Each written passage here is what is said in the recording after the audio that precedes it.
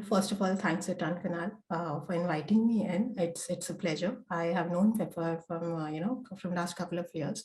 Literally worked with them at one point. So yeah, I mean, knowing a brand, that was solely into writing, to actually growing into something where they're actually interviewing people of the experts in everything. I'm not trying to call myself as one, but it's wonderful to see the growth. Anyways, when it comes to my journey, I genuinely think that content was never in the cards for me. But subconsciously, I think I knew it was my calling. I'm an engineer by degree. Started as a content writer, in a Jaipur-based startup right after my graduation. Spent 3 years there, wherein and moved out as the head of ops, wherein I was also handling the entire organic marketing along with a few other wings. It's been 9 years, and there's no looking back. Along the way, I think I was exposed to tons of learnings, be it about the affiliate marketing from content perspective, or social media or organic growth on different channels and platforms. When it comes to accomplishments, I don't think I really have any accomplishments as such. The word I'm not very sure. Maybe they're yet to come. But yes, throughout the career, there were certain peak points which assured me that I am doing something right and gave that validation. So be it getting a reach of 1 million within 3 days of conducting a selfie contest like 7 years ago for a very new brand with almost no or little awareness, giving away a free placement speech in my own college in a couple of years of graduating and giving back to them, or let's say even in the current organization that I'm working in. Um, you know, um, it's proud to be. I'm really proud to be a part of the team. I'm sorry. I'm really proud to be a part of the team that's able to give out some amazing numbers in terms of visitors or, visitors or views or traffic altogether. I think the data points really represent the kind of impact that we're creating on the audience, and with some real impressive numbers. So I'm almost proud about it, almost because there's really more to achieve there. About the current trends, I think I try to learn with almost everything I see around. I read a lot, I study those success stories of the brands, and then try to understand what can be implemented in ours as as per the perfect plan or recipe to get there. So yeah, I guess just learning if the entire evergreen trend is supposed to be learning. That's all. Well, first of all, agreeing with you, I really do think that we're living in this era of influencers where they are trying to, become the brand specific people themselves. And then brands are definitely getting into, trying to get into the day-to-day lives of the consumers. So yes, that point definitely stays right. About my opinion, I guess it's all about creating assets to work in the favor of the brands and the benefit of audience. Honestly speaking, it's ever growing. It's not like it's the current trend. It's really ever growing. You can see if there's a chat GPT being launched somewhere, a bard already gets into making. Search engines, algorithms are changing on almost daily basis to work in the favor of audience, no matter the brands, no matter what the brands are doing. Various platforms are bringing in changes in the dashboards to inculcate more factors to drive into the customer persona. Things are growing. And you really have to constantly upskill yourself to get the value from all of them and then pass on to the customers. The future really does lie there.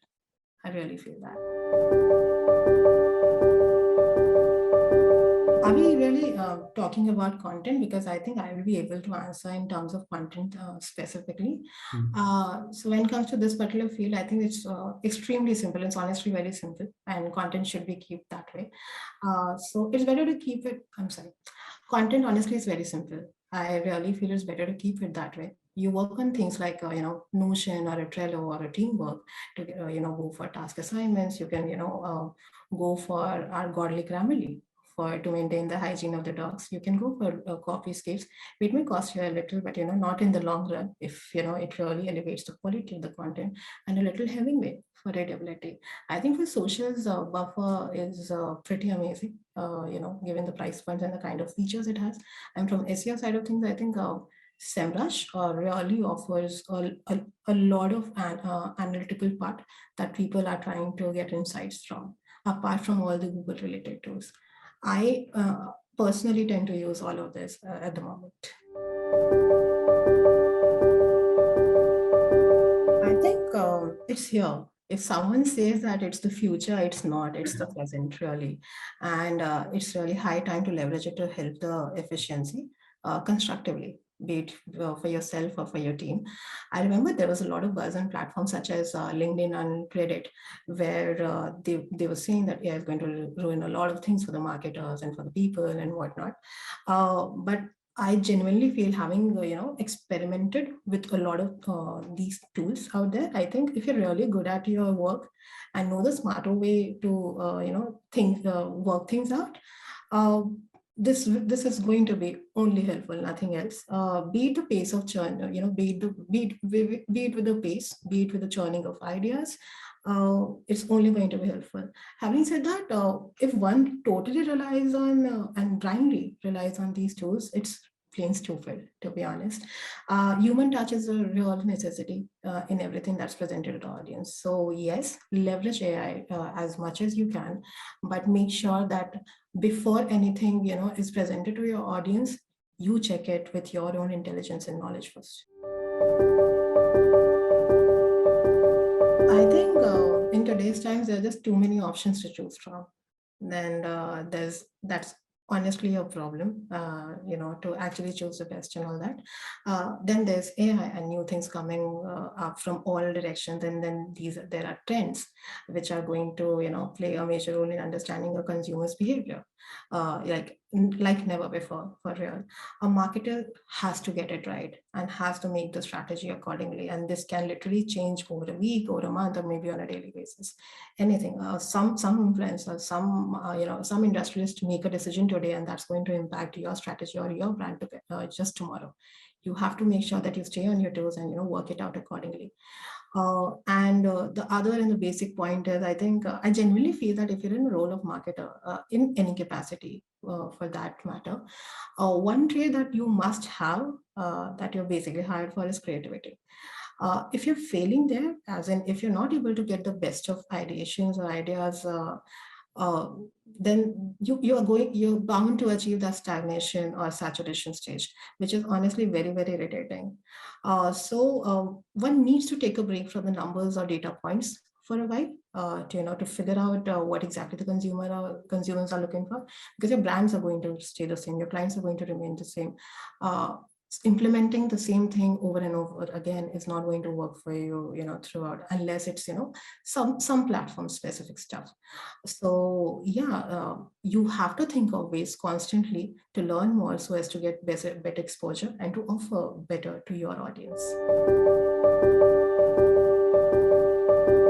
So I think what I always tell to my team as well, always, is work on the value factors, and other things are going to fall in place by themselves. You have to define the customer persona. You have to know if you're talking to a student in his early 20s, from a tier 2 cities preparing for a government exam, or you're trying to talk to a woman in her 40s, with kids, who's trying to start her career afresh. It really depends on the kind of people that you're trying to have a conversation with and the kind of offering that you're giving. uh, it depends on their pain points. So to be sure of who you're talking to is one major point, and then actually talk to them is another. Because again, there's a lot of communication gap there. You have to take surveys of what problem they're facing, and then you have to actually align them with the solutions that you're kind of offering. Because when you take steps like those, you probably have to make a lot of changes in your product itself. You would know when I believe I had this is really interesting, but I had a chat with Rohit. I think he was heading a product at Right. Pepper.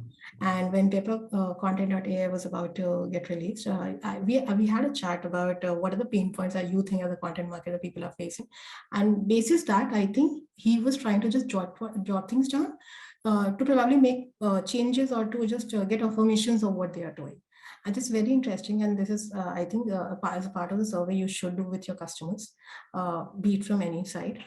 So yeah, I think you have to create topics according to your content calendar and work it out as per the best possible favorable guidelines of the platform, be it any platform that you're going for. Now, be it a blog or on your side, a post on LinkedIn or a proper thread on Twitter, or just a video reel on a very small video reel on Insta. It has to sort something out for your audience. I mean, you just can't randomly put something because, it's in trend, and we should, also join the bandwagon. That's not how it's supposed to be. Everything has to have some reason. Why have you posted that? What are you going to get out of it? If you are very sure of it, only then put efforts in it. Otherwise, there's no need to join the trend. That's going to change tomorrow again. I think you did ask something about a great piece of content. I think a great piece of content could be anything that's simple, easy to understand, and that basically answers the user's query. And obviously, make sure that the platform algorithms are taken care of while you're at it.